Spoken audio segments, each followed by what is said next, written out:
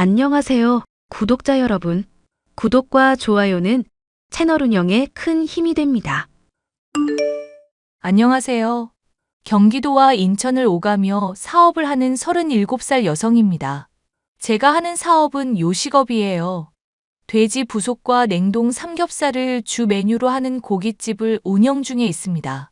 총 5개의 지점이 있고 차후 가맹점 계약을 하고 하나의 업체로 성장시킬 계획을 갖고 있어서 조금 크게 운영하고 있어요. 별도의 사무실을 두고 사무 업무를 보는 직원이 저 포함 5명입니다. 실제로 매장에서 근무하는 점장들, 여러 직원까지 합치면 나름 중소기업 못지않아요. 제가 이르다면 이른 나이에 많은 것을 이루고 살고 있는 이유는 어려서 가정 형편이 좋지 못한 이유에서였습니다. 얼굴도 모르는 아버지와 저를 낳고 100일도 안 되어 이름 모를 합병증으로 돌아가신 친엄마. 덕분에 저는 외할머니 손에서 자랐고 새벽부터 저녁 시간까지 시장에서 일을 하시며 저를 뒷바라지 해주셨습니다.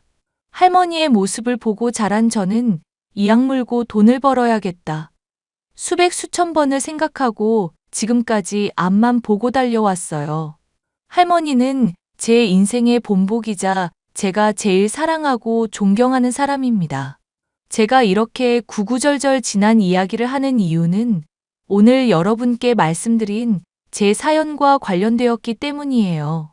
사업을 하는 데 있어서 어느 정도 성공을 하고 만난 사랑에 크게 배신당했었거든요.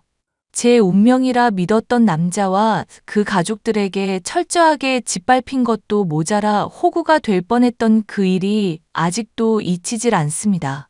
그 일 때문에 결혼과는 담을 쌓게 되었고 할머니껜 죄송하지만 비혼주의가 되기로 했죠. 다행히 파혼으로 그쳤기 때문에 이혼녀 딱지가 안 붙은 건 천만다행이라고 생각합니다. 그럼 기막힌 파혼 사연 한번 들어보실래요? 할머니, 오늘 일은 좀 어때요? 쉬엄쉬엄 좀 하지. 상철이 오면 같이 하라니까. 그러다 할머니 골병 든다고. 에이, 평생 해오던 일인데 뭐가 힘들다고 그러니? 육신이 아픈 건 자고 일어나면 괜찮다. 할머니, 예전이랑 지금이랑 같아? 지난번에 한의원 계속 다녔잖아. 그러니까 몸 좀 사리면서 하시라고. 살 만큼 살았는데 미련도 없고 그저 할 수 있을 때까지 일하다 죽을 거야. 할머니, 내가 죽는다는 소리는 하지 말랬지? 나랑 오래오래 살아야지. 나한테는 할머니가 전부란 말이야. 너도 이제 나이 먹을 만큼 먹었잖냐. 적당히 좋은 놈 만나서 시집가서 토끼 같은 자식들 낳고 살아야지. 언제까지 이 늙은 할머니 끼고 살래? 에이, 서운하게 왜 그래, 진짜. 난 할머니밖에 없단 말야. 아직 할머니한테 배울 것도 많고 할머니가 이렇게 딱 버티고 있어줘야 내가 일할 맛이 나지. 어휴, 내가 우리 손녀 고집을 어떻게 꺾니? 이럴 때 보면 하늘에 있는 네 엄마랑 똑 닮았구나. 엄마도 이랬어? 그럼 너보다 더 했으면 더 했지. 그리고 이만큼 배웠으면 다 배운 거다. 이미 너 혼자 해도 될 수준이야. 내가 할머니한테 아주 혹독하게 배우긴 했지. 앞으로도 잘 부탁해요. 오늘 모처럼 일찍 장사 끝내고 우리 맛있는 거 먹으러 가요. 알겠다. 상철이도 같이 가자. 하루 종일 고생했는데 밥 한 끼 먹여야지. 그 시절 할머니는 정육점을 운영하셨던 외할아버지에게 시집 오셨는데 유일하게 배운 기술이 고기 손질하는 기술이었어요. 살림은 두말할 것도 없었습니다. 평생 자식들 뒷바라지하며 사셨는데 외할아버지가 돌아가시면서 그때부터가 고생이었죠. 급격히 기운 가정 형편에 갑작스레 가장이 되셨고 아픈 엄마와 핏덩어리인 저를 보살피면서 팔자에도 없는 노동을 하신 겁니다. 그래도 저희 사정을 딱하게 여기신 시장 정육점 사장님의 도움으로 할머니는 일을 하시며 생계를 이어나갈 수 있었어요. 그 모습을 보고 자라서 그런지 저는 어려서부터 일찌감치 돈을 벌어야겠다고 생각했습니다. 보고 배운 게 할머니가 하시던 일이어서 조금 힘들지만 관련된 일을 하기로 했고, 고등학교도 그쪽 분야로 진학했고요. 남들은 인정해 주지도 않는 그런 학교를 뭐 하러 다니냐 손가락질했지만 나름 특성화 고등학교였고 제가 할 수 있는 일을 배울 수 있다는 점이 참 좋았거든요.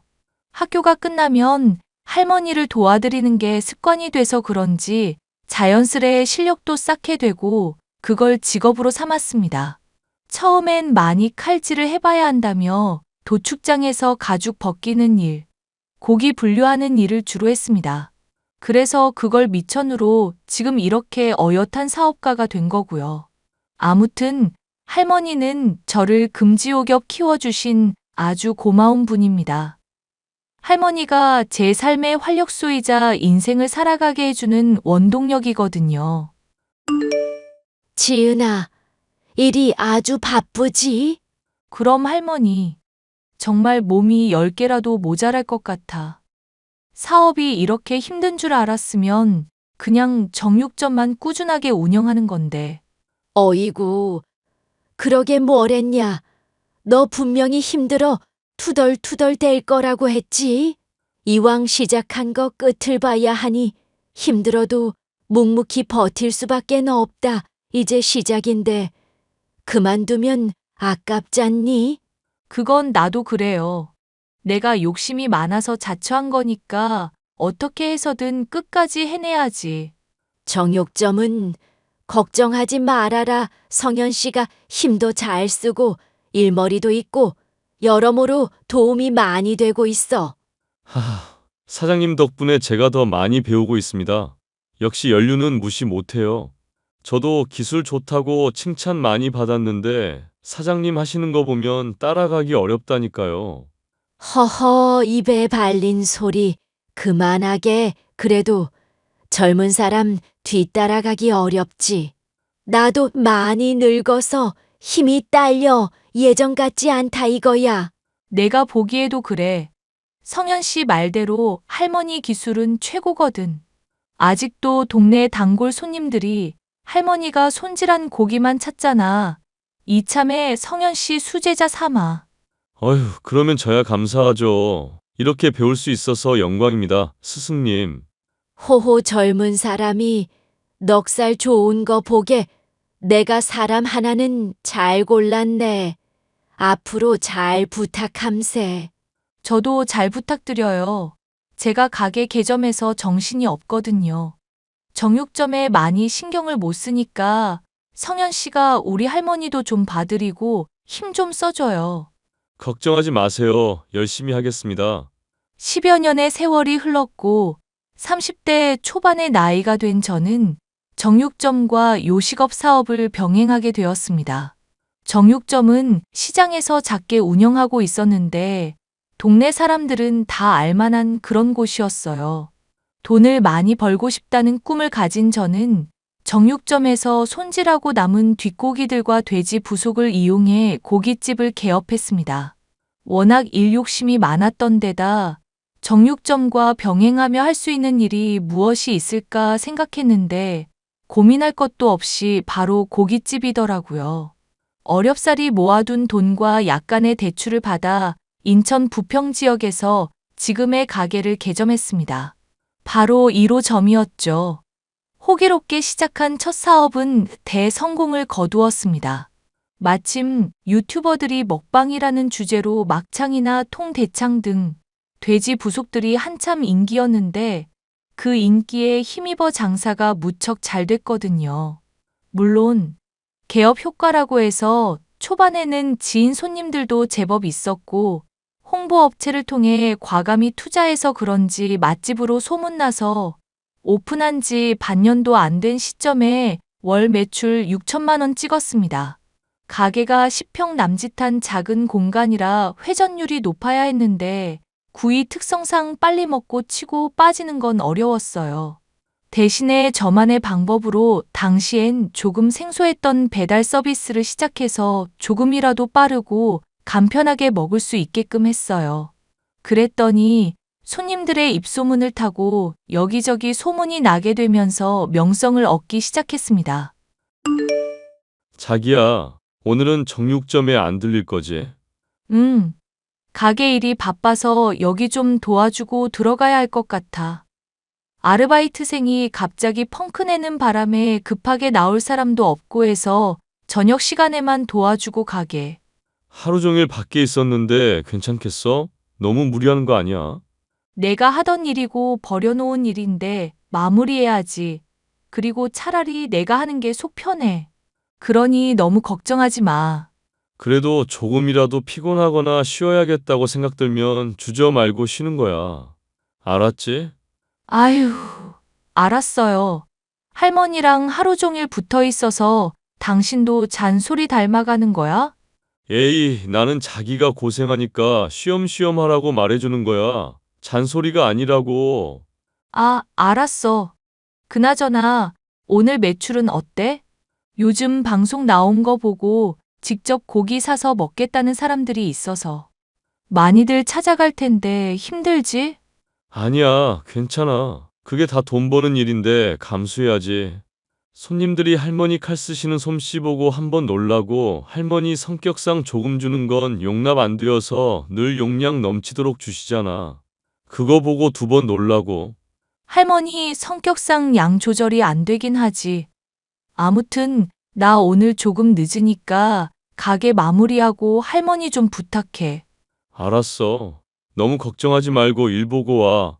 예비 신랑과는 새로 가게를 개점하면서 본격적으로 만나기 시작했습니다. 제가 정육점 일에 소홀해지니 새 직원이 필요했거든요. 할머니 혼자서도 충분히 하실 수 있었지만 나이도 드신 데다 힘에 부치셨는지 병원도 많이 다니시고 쉬기도 많이 쉬셨습니다. 그래도 하루아침에 가게를 접을 순 없었기에 새로 채용한 직원이었는데 저랑 동종업계 종사자였죠. 나이는 저보다 2살 어렸는데 행동도 예의 바르고 자기 할 일은 똑 부러지게 해서 참 마음에 드는 직원이었습니다. 무엇보다 할머니에게 친손주같이 다정다감하게 대해 주어서 그게 얼마나 고마웠는지 몰라요. 그렇게 정육점과 고깃집을 오가며 바쁜 나날을 보내다 자연스레 서로에게 호감이 생겼습니다. 2년 정도 연애하니 나이도 나이인 만큼 결혼 생각을 하게 되더군요. 결혼이 인생이 전부가 아니고 사업도 하는 마당에 겁날 것도 없었는데 할머니 생각에 좀 서둘러야겠다 싶었습니다. 솔직히 일반 사람들과는 다르게 살아왔다 보니 그 부분에 있어서 자신감이 부족하기도 했고요. 결혼을 결심한 만큼 양가 집안에 정식으로 인사를 드리기로 했어요. 처음 뵙겠습니다. 김지은이라고 합니다. 엄마, 우리 지은이 예쁘지? 뭐 그럭저럭. 일단 이야기 좀 하게 이리 와서 앉아라. 저기요, 내가 시어머니 될 사람이니까 말 정도는 편하게 해도 되지? 그럼요. 저도 불편한 거 싫으니 어머님 좋으실 대로 하세요. 호호, 말이 좀 통하는 것 같구나. 그나저나 사돈어른 될 분들은 뭐 하시는 분들이니? 나이도 나이인지라 결혼 자금은 제대로 모았니? 엄마, 하나씩 물어봐요. 이 사람 마시던 물도 체하겠어. 너는 좀 가만히 있어. 이런 거는 여자들끼리 나눠야 하는 거야. 내가 낄 자리가 아니라고. 그냥 조용히 듣고 있다가 알겠다 하고 가면 되는 거야. 아버지는 솔직히 어떤 분인지 잘 모르겠어요. 엄마는 저 낳고 얼마 안 된 시점에 지병 때문에 돌아가셨어요. 그래서 할머니 손에 자랐습니다. 어머, 그런 사정이 있었구나. 그러면 무슨 일해? 돈은 좀 모아놨고? 우리 아들이 일하는 곳 사장님이라는데 사실인가? 네, 현재 행복시장 안에서 정육점 운영하고 있고 그 가게를 지금 성현 씨랑 저희 할머니가 맡아서 하고 계세요. 그리고 저는 얼마 전부터 가게 개점했고요. 가게라면 어떤 가게? 지금 사업하고 있다는 거지? 엄마, 지금은 고깃집 하나지만 여기 유명인들도 엄청나게 오고 완전 맛집으로 소문났어. 그래봤자 뭐 얼마나 벌겠니? 내가 결혼을 반대하는 건 아니지만 조실부모한 것도 좀 그렇고. 사업 자금이야 이리저리 굴리면 그만인데 지금 빚내서 시작한 거면 생각을 좀 해봐야지. 엄마, 그래도 이 사람 한 달에 매출 1억 가까이 될걸? 아무리 빚냈다고 해도 갚는 건 식은 죽 먹기라니까? 그래도 그렇지. 나이도 많고. 참. 아무튼 돈이라도 많이 벌어서 다행이구나. 너도 정육점에서 일하다가 사업이라는 것 좀 해야지. 남자가 태어나서 사업 한 번쯤은 해야 하는 거야. 잘 되면 좋은 거고 아님 많은 거고. 그렇죠. 지금도 같이 일하고 있으니까 조금씩 늘려가면 될 거예요. 그때는 성현이한테 전적으로 맡겨라. 자고로 여자가 돈줄 쥐고 있으면 집안이 망해. 남편 내조해주고 시댁 식구들 잘 챙기는 게 도리야. 그러니까 사업 잘 일궈서 성현이 줘라. 아, 네, 하하. 시어머니는 처음엔 저를 무시하는 듯 하더니 금전적인 여유가 있다는 걸 아시고는 금방 태도를 바꾸시더라고요. 그러면서 대놓고 사업은 남자가 해야 한다면서 제가 일군 사업을 예비 신랑에게 넘기라는 말까지 하셨습니다. 솔직히 시댁을 까내리는 건 아니지만 우리 집에 비하면 부족해 보이는 형편이었습니다. 자가라고는 하지만 방색 한 짜리 빌라였고 대출이 아직도 2억이나 남아 있었죠. 그리고 남편과 연년생인 시누이가 한 명 있었는데 딱 봐도 형편에 맞지 않는 사치를 부리고 있더군요. 아무튼 그렇게 양가 집안에 인사를 드리고 상견례도 무사히 치렀습니다. 의외로 시어머니는 예단은 생략하고 그 돈으로 같이 살 집에 더 투자하자고 하더군요.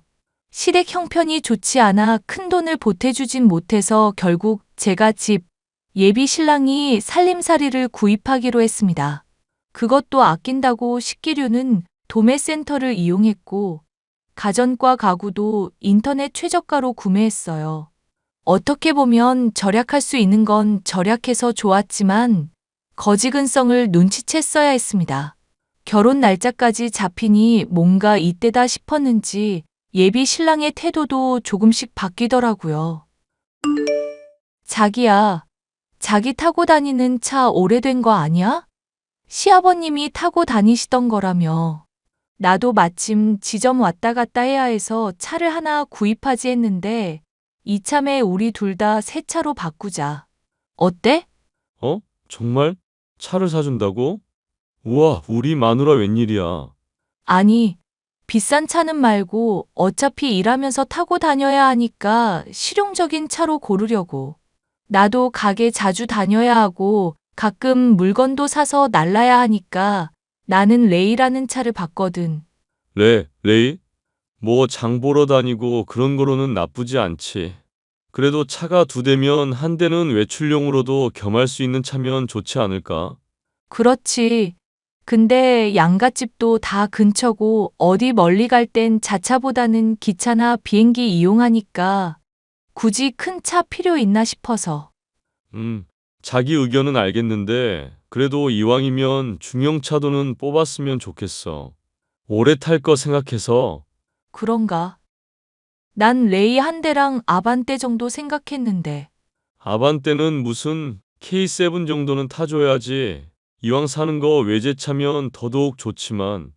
자기야, 이번에 가게 개점하면서 금전적인 부분 마이너스인 거 알잖아.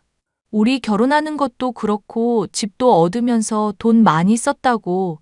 그래서 적정선에서 고르자는 건데. 아, 알겠어. 일부러 나 눈치 주는 거야, 뭐야? 그런 뜻 아니란 거 잘 알잖아. 아무튼 나는 레이 살 거야. 당신도 잘 골라봐. 아니면 이번 주에 같이 매장 가보던가. 정말? 일단 알겠어. 솔직히 일하면서 고급스러운 차가 굳이 있어야 하나 싶었습니다. 하지만 남편 말대로 한 대 정도는 비싸진 않더라도 적당한 차는 있어야 하겠더라고요. 제가 여자라 그런지 모르겠지만 차에 대해 그렇게 욕심이 있던 편이 아니라 크게 신경을 쓰지 않았었습니다. 결국 예비 신랑의 고집대로 K7인지 뭔지 하는 차량을 구입했습니다. 그래도 양심이 조금이라도 있는지 차 살 때 1,000만 원 보태더라고요. 물론 나머지는 제 돈이었지만요. 그렇게 하나하나 준비하며 결혼 준비도 막바지에 이르렀어요. 사업하랴, 결혼 준비하랴, 양가 식구들 챙기랴 정신이 없었습니다. 청첩장 디자인도 고르고 웨딩 촬영도 하고 바쁜 시간을 보내는데 시댁 식구들과 큰 마찰을 빚게 되었습니다. 바로 시누이 때문인데요. 이 문제로 결혼을 할지 말지 고민하게 되면서 제 인생에도 위기가 닥치게 된 거죠. 얘들아, 저녁에 시간 어떠니? 나는 오늘 비가 와서 그런지 한가하네. 6시면 마칠 것 같아. 왜? 무슨 일 있어? 기니 할 얘기가 있어서. 유진이랑 관련된 이야기인데 아무래도 결혼 앞둔 너희들한테 제대로 이야기하는 게 낫지 싶어서. 그리고 어차피 새아가도 우리 식구 될 건데 같이 알아야 할 것 같아서 부르는 거다. 아, 저 가게 나갔다가 시간 말씀해 주시면 맞춰갈게요. 그래, 저녁 7시까지 와. 식사하면서 이야기하자. 어이구, 잘 먹었다. 엄마 근데 할 이야기가 뭐야? 뜸들이지 말고 이야기해봐. 맞아요, 어머니. 아가씨한테 무슨 일 생겼어요? 결혼 앞둔 너희들한테 못할 짓 하는 것 같아서. 뭔데 그러세요? 아가씨 어디 아프기라도 해요? 아니면 어머님이 어디 불편하세요? 그런 게 아니라 내 시누이가 결혼을 하고 싶다는구나. 얼마 전부터 만나던 남자친구랑 결혼을 하고 싶다느니 생떼를 부리지 뭐니. 가뜩이나 없는 형편에 너희들 결혼식 준비하느라 바쁜데 이왕 하는 거 자기도 시켜달라면서 성화야. 저희 결혼하고 나서 하면 되잖아요. 차근차근 준비해서 진행하면 되는데 문제될 건 없다고 보는데요. 서방님 되실 분이 문제가 있어요? 아니, 그런 것도 아니다. 내가 너 조무사로 일하는 거 알지? 그 병원에 일하는 의사인가 보더라고. 너무 과분한 상대라서. 이야, 유진이 걔는 어디서 그런 거물을 물어왔대? 자기야, 사람 보고 거물이 뭐야. 아가씨가 좋은 남자 만난다는데 축하해주진 못할 망정. 아무튼 그 사람이랑 꼭 결혼해야겠다더구나. 근데 알다시피 너희가 곧 결혼을 앞두고 있고 그쪽 집안에서도 남자가 나이가 있으니 좀 서두르는 모양이고. 그럼 준비하는 게 어떨까요? 제가 도울 수 있는 건 도울게요. 정말이야? 이야, 우리 집사람 대단한데? 엄마, 걱정하지 마. 우리끼리 잘 이야기해 볼게. 부담 주려고 하는 이야기는 아니니 나도 양심이란 게 있다. 에이, 엄마 부자 며느리 뒀는데 그런 게 무슨 걱정이야. 아무튼 우리도 이야기해보고 이리저리 알아볼게. 그 사람이 얼마나 대단한진 모르겠는데 하고 싶다면 결혼시켜줘야지. 시누이가 병원에서 일하던 의사와 눈이 맞아 결혼을 하고 싶어 했습니다. 하지만 의사 아들을 둔 집안이니 얼마나 요구하는 게 많겠어요? 아시다시피 시댁 상황이 별로 좋지 않은 상황이라 무리한 예단이나 혼수를 해갈 능력이 안 됐던 겁니다. 시누이는 대출받아서라도 결혼해야겠다는 입장이었지만 말이 쉽지 요즘 대출도 쉽지 않거든요. 근데 시어머니를 만나고 난 뒤 이상하다 싶을 정도로 예비 신랑과 시어머니가 제 눈치를 보더라고요. 저는 나름대로 대출받을 수 있는 방법도 알아보고 제가 결혼 자금으로 얼마나 대줄 수 있는지 금전적인 부분도 확인했어요. 그렇게 며칠의 시간이 흐르고 지인들에게 청첩장도 돌리고 바쁜 나날을 보냈습니다. 결혼식이 한 달 조금 넘게 남은 시점이라 정말 막바지였어요. 어느 날 예비 신랑이 저에게 시누이 이야기를 하는데 결국 크게 다투고 말았습니다. 시어머니까지 끼어든 바람에 더 큰 싸움이 돼버렸죠. 오늘도 고생 많았어. 나 할 말 있는데. 잠시 앉아봐. 무슨 이야긴데 이렇게 무게를 잡아? 무슨 일이라도 있는 거야? 자기야. 내 여동생이 혼전 임신을 했다지 뭐야? 뭐? 아가씨가 임신을 했다고? 축하할 일이네. 왜 이제야 이야기했대? 나도 모르지. 혼전 임신이라 숨기고 싶었는데 그 남자 집안에서 아이도 생긴 마당에 결혼도는 못 늦춘다고 했나 봐. 그래서 어제 집에 와서 말하더라고. 잘 됐네. 근데 당장 뭔가 할 수 없으니까 애 낳고 결혼식 올려야 되는 거 아니야? 배 나오기 전에 결혼한다고 난리도 아니야. 모아둔 돈도 적고 본가에 들어가서 산다는 이야기도 있는데 요즘 세상에 누가 시집살이를 해? 그건 그렇지. 그럼 집도 구하고 다 해야겠네. 서방님 되실 분 능력 좋으니까 금방 잘 해결되지 않을까? 글쎄, 그게 우리 집 사정이 자기들보다 좋지 않다는 건 알거든? 그래서 웬만하면 병원 개원해줬으면 하는데 그건 불가하다는 걸 아니까 신혼집을 해오라 했나 봐. 대신 혼수나 예단은 없는 걸로 하고 필요한 게 있으면 자신들이 다 채워준다고. 음, 내가 자세히는 모르지만 어머님 사정이 그렇게 안 좋으셔? 그래도 전세 대출받거나 모아둔 돈 합치고 하면 어느 정도 구할 수 있는 거 아니야? 엄마가 지금 살고 있는 집에서 나가고 원룸 구해서 살까도 생각했는데 누가 빌라에서 사냐며 뭐라 했나 봐. 의사인데 적어도 아파트에서 신혼살림 시작하라고. 그래야 여러모로 직장도 가깝고 편하다고. 그거 참 까다롭네. 어머니도 아가씨도 고민이 많겠다. 그래서 말인데 걔네가 우리보다 급하니까 우리 식장 예약한 거랑 신혼집 양보해주자. 뭐라고? 그게 무슨 말이야? 청첩장도 다 돌린 마당에 식장이며 신혼집을 다 양보해 주자고? 그대로 넘겨주자는 말이야? 응, 그쪽 집안도 되게 고마워할 거야. 의사 집안이니 금전적인 여유가 상당하니까 나중에 그만큼 돌려주겠대. 아니, 돌려줄지 말지 그건 중요한 게 아니고 우리 당장 결혼식이 코앞인데 왜 우리 신혼집을 넘겨주냐고. 당신 서운한 거 알아. 근데 뭐 어쩌겠어. 아이까지 생긴 마당에 우리보다 급한 건 맞잖아. 제대로 된 집도 없이 애 낳을 수는 없는 노릇이고. 그럼 우린? 우리는 뭐 길거리에서 신혼살림 시작해? 그렇게 부정적으로만 생각하지 마. 우리는 돈을 충분히 벌고 있는 입장이고 솔직히 자기가 여유가 있잖아. 그럼 오피스텔이라도 얻어서 살면 되고. 말이 되는 소리를 해. 내가 그대로 넘겨주면 그쪽에서 그대로 다시 돌려준다 했다고? 그럴 정도로 여유자금 있으면 당장 살 집부터 구해주는 게 맞는 거 아니야? 의사 아들 둔 대단한 집안이라며 그럼 돈 많겠네. 아니, 말이 안 통하네 진짜. 당장 현실만 생각하지 말고 미래를 내다보라고. 미래고 나발이고 와 큰일 날 뻔했네. 피 빨아먹는 기생충 새끼랑 결혼할 뻔. 뭐? 기생충? 당신 지금 말 다 했어? 기생충이지 뭐야? 차도 내가 사줘, 사업도 내가 하는 거에 숟가락 얹어. 결혼 비용 보탤 돈 없고 모아둔 돈도 없어서 내가 신혼집 마련해. 아, 가전 가구 사는 거 다 최저가로 사서 이것저것 합치면 1,000만 원 정도 들었네? 지금 생각해보니 순날강도구만. 뭐? 날강도? 너 지금 말 다 했냐? 우리 집 무시하는 거야 뭐야? 말은 똑바로 해. 무시하는 게 아니라 제대로 된 걸 알려주는 거야.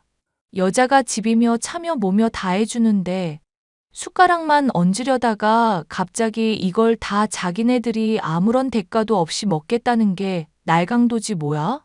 그렇게 말하면 내가 곱게 알았다 할 줄 알았니? 와, 당신 그렇게 안 봤는데 속 좁다. 속 좁은 게 낫다. 난 너랑 이 결혼 못하겠다. 청첩장 돌린 거 그대로 다시 회수하고 위약금 물더라도 다 취소해버릴 거니까 그렇게 하라. 그리고 너 당장 정육 좀 그만둬. 아니, 그렇다고 이러는 건 아니지. 사람이 왜 이렇게 극단적이야? 상황을 이렇게 만든 건 너야 미친놈아. 감히 어디 피를 빨아먹으려고 해? 당장 정육 좀 그만두고 내일부터 나오지 마. 결혼 없던 걸로 해. 야, 야! 야, 너 우리 아들한테 무슨 짓을 한 거야? 연락 잘하셨네요. 시누이 결혼하는데 저희 거 그대로 다 주자고 했다면서요? 이 사람이 혼자 그런 생각할 리 없고 어머님이 옆에서 그렇게 하라고 꼬드기셨죠? 뭐? 꼬드겨? 그래, 내가 그렇게 하라고 시켰다. 너희야 나랑 같이 살던 어쩌던 누워 잘 곳이라도 있잖니? 네 시누이, 아이까지 가졌다는데 불쌍하지도 않아? 그게 왜 불쌍해요? 자기들이 좋아서 만든 아이를 지금 나보고 책임지라 이거잖아요. 살 집도 구해줘, 식장도 내놔라. 이게 무슨 심보예요?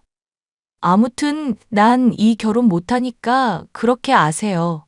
그리고 지금 결혼식 올릴 형편 못 되면 그 형편에 맞춰 살든가 해야지. 너무 욕심이 과하시네요. 너 그렇게 사람 무시하는 거 아니다. 우리 집안이 어떤 집안인 줄 알고. 어떤 집안이긴요. 사람 피 빨아먹는 기생충 집안이죠. 그 아이 책임지는 건 제가 아니라 시누이랑 서방님 될 그 두 사람인 거예요. 어머니도 왈가왈부하지 마시고 두 사람이 알아서 해결하게 두세요. 헤어지면 그것 또한 그 두 사람 몫이니까요. 아무튼 전 이 결혼 못합니다. 파혼하는 걸로 알 테니까 그렇게 아세요. 야, 이 미친년아. 애들 결혼이 장난이야? 아, 장난 아니죠. 그래서 그만두는 건데요. 남의 재산 탐내서 기생충 짓 하는 건 장난이에요? 그럼 할 말 다 했으니까 끊을게요. 그렇게 저는 파혼했습니다. 되게 어이없지 않나요? 여러분께 글로 표현해서 저 정도지 정말 어찌나 당당하게 다 달라고 말을 하던지 기가 찼습니다. 예비 신랑과 시어머니는 정육점이며 가게며 며칠이고 찾아와 결혼은 물을 수 없다며 온갖 난동을 부렸습니다. 하지만 이미 저는 마음이 떠나버린 뒤였죠. 할머니도 제 파혼 사실을 아시고는 마음 아파하셨지만 그 이유를 알고 나니 예비 신랑과 시어머니에게 호통을 치셨더랬죠. 살면서 할머니가 그렇게 화내는 건 처음 봤을 정도니까요. 신혼집에 예비 신랑이 사들인 가전과 가구는 이삿짐 센터를 통해 모조리 시댁으로 보내버렸습니다. 수용할 공간이나 있는지 모르겠지만 자기들이 알아서 처리하겠죠. 저는 파혼을 했기 때문에 더 이상 신혼집에 살 이유가 없어졌어요. 그대로 모든 짐을 빼서 할머니 집으로 들어갔습니다. 그렇게 모든 일이 마무리되고 저는 지금까지 사업을 하며 바쁜 나날을 보내고 있어요. 저와 파혼한 뒤 예비 신랑은 서울로 건너가 마장동에서 정육점 직원으로 일을 시작했다네요. 근데 충격적인 건 시누이가 임신한 그 아이가 다른 남자의 아이였다는 사실을 알게 되었습니다. 당연히 파혼을 했고 지금 시댁에서 지내고 있다는데 제가 신경 쓸 건 아니죠. 가는 말이 고와야 오는 말도 곱고 내가 행한 선한 영향력은 언젠가 되돌아온다는 말이 있어요. 그만큼 평소 행실을 올바르게 하면서 살아야 한다는 이야기입니다. 남의 것을 과도하게 탐내다 보면 큰 화를 불러온다는데 세상 사는 이치를 몰라도 너무 몰랐던 예비 신랑은 결국 큰 코 다친 거죠. 저는 지금까지 사업을 해오면서 결혼에 대한 별다른 생각이 없답니다. 파혼을 경험하면서 결혼 생각이 없어졌기도 했고 저 혼자 잘 벌어서 할머니랑 여행도 다니고 여유롭게 살려고요. 그게 오히려 더 추억에 남고 제 인생에서 더 가치 있는 일이지 않을까 싶네요. 제 사연은 여기까지고요. 지금까지 제 구구절절한 사연 들어주셔서 감사드립니다.